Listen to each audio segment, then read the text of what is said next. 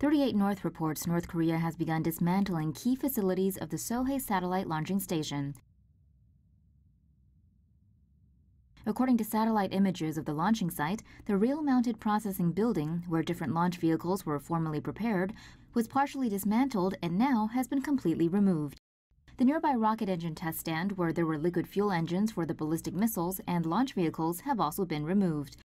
However, in the images taken, the new fuel and oxidizer bunkers, the main processing building, and gantry tower seem to be left untouched.